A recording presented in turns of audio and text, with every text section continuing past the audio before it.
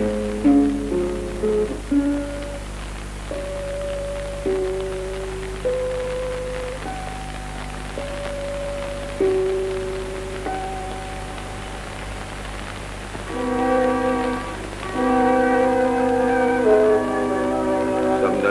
terrasse des poteries.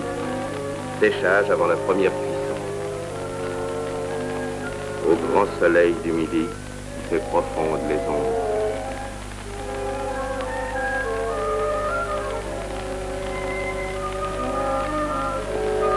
Dans la lumière des dieux et des déesses oubliés au fond de la mémoire méditerranéenne, au vent brûlé d'arômes et d'épices, dans les mi-ténèbres d'un atelier où se glissera la lune. Méticuleusement, dans le haut four de briques réfractaires, on dispose les pièces par un jeu savant et périlleux de support.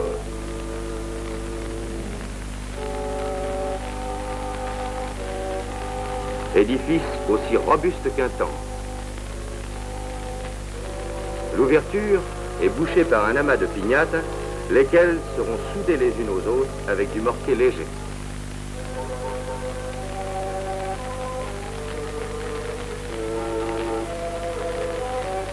Pendant de longues heures, il faudra surveiller, à quelques piquets ou aisselles près, la marche normale du grand four. Flamme libre.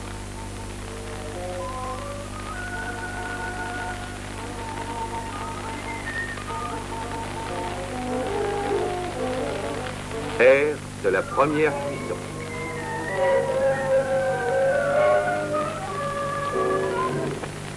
Cette première persuite se nomme biscuit. Elle est ornée aux oxydes colorants, puis baignée ou vaporisée dans un vernis transparent ou émail.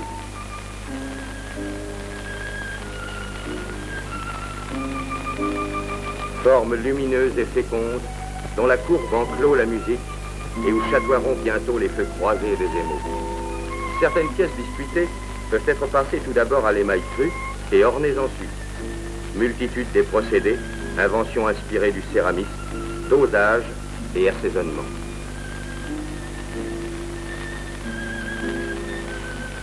Cette main décore sur pièces crues. Elle se sert d'engobe ou terre colorée. Une seule cuisson suffira. Il en va de même pour beaucoup de terres à poterie, où l'on se contente du simple lustre de l'altifou ou sulfure de plomb. La flamme les attend. Ici, elle ne passera pas. Four mouffe. Au fond enténébré d'une très vieille poterie,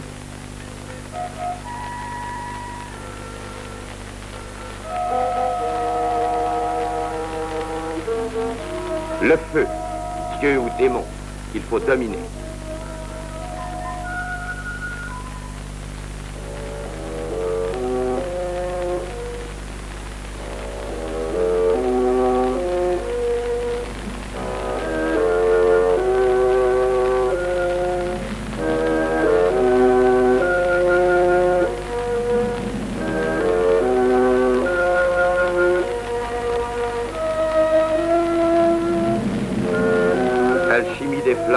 Sur les matières, mariage des éléments, à merveille et à raison.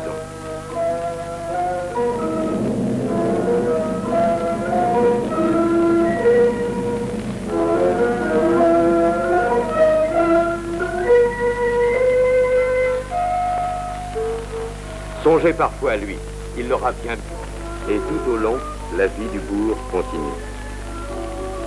Que la paix soit pour eux. Et qu'en toute vérité, ils puissent grandir et vivre, enfants de Valoris, enfants du monde entier.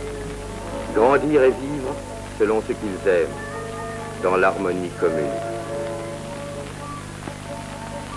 Belle fin d'après-midi printanière, très haut le soleil brille encore. C'est la sortie des usines, mais il est des fours qui soufflent toujours. Non loin de là, Picasso regagne son atelier. Picasso toujours au travail.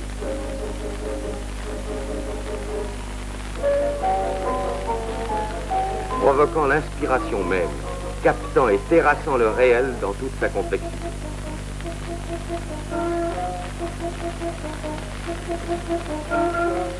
Le prêt qu'il aura demandé à la nature sera rendu au centuple. Solitude méditerranéenne de Picasso.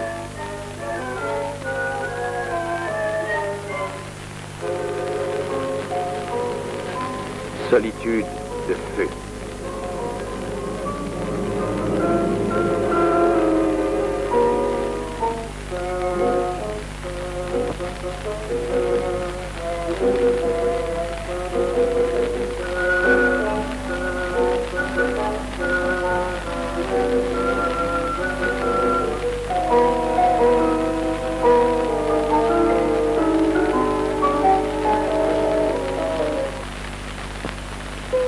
À Golfe-Juan se balancent les barques. Demain, au petit jour, la pêche sera bonne.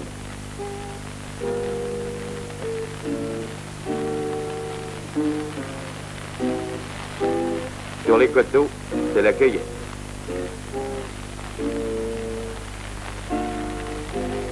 Valoris, cœur battant de l'industrie potière, mais encore cœur battant de l'industrie de la fleur d'oranger.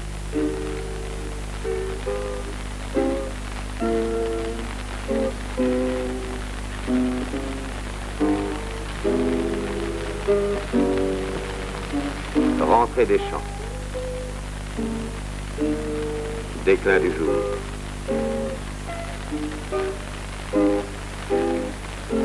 Dans les distilleries s'entasse la fleur d'oranger. Les alambics et leur magie. Il faut 1000 kilos de fleurs pour obtenir 1 kilo d'essence.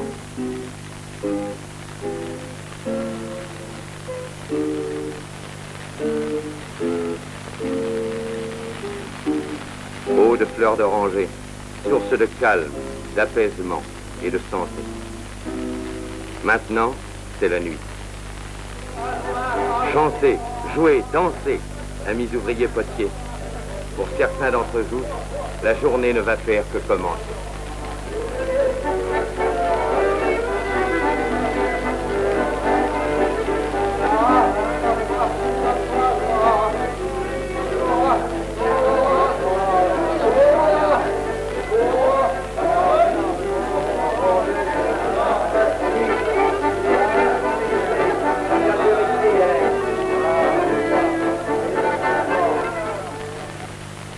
Parfois je me lève la nuit pour la lune voyageuse, pour le dernier écho du trottoir, pour la flûte des sentiers, pour les murmures du feuillage, pour les petits pas qui courent dans l'herbe, pour les amants qui se cherchent dans l'ombre, pour la chouette et le hibou,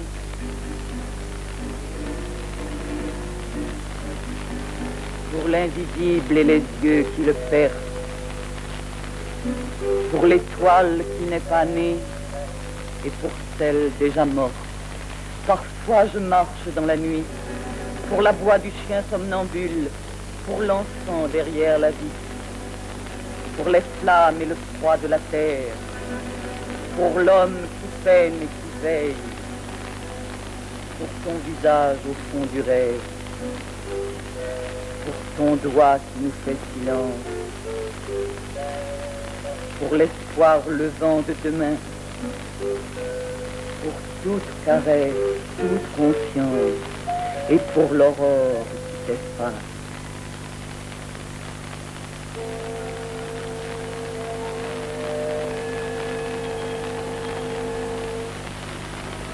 Défournement. Le céramiste, après avoir fixé terres et couleurs, aura su percer dans leur mystère les caprices du feu et les discipliner.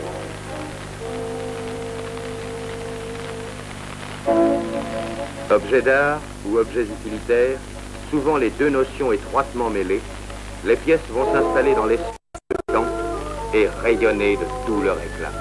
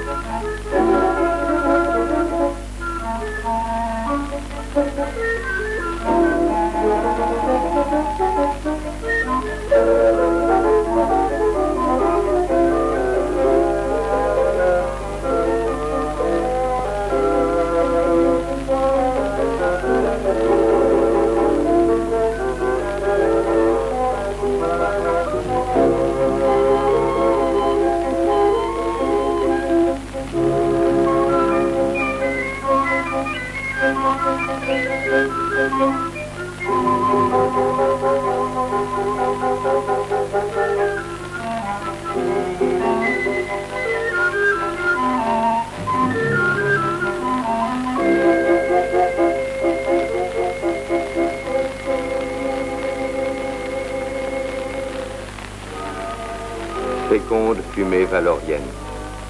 Ce n'est pas la roue du destin, mais bien la marche naturelle des jours et des travaux des hommes et des femmes, tant que la terre sera la terre. Fuite et présence du temps. Elle est belle et elle a toujours 20 ans. En bas, Vallis Aurea, vallée de l'or. Mais la vérité d'aujourd'hui a effacé la légende d'hier. Vallée de la terre et du feu, vallée d'un univers réel, dont la tradition ouvrière et artisanale est ancrée profond en son cœur, comme les veines multiples coloriées dans l'épaisseur de cette mosaïque.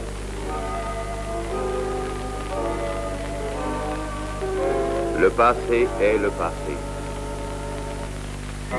Et l'avenir nous appelle.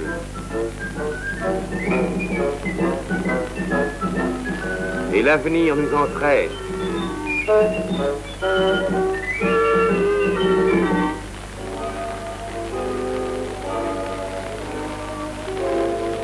Valorise la prospère. Valorise la provençale.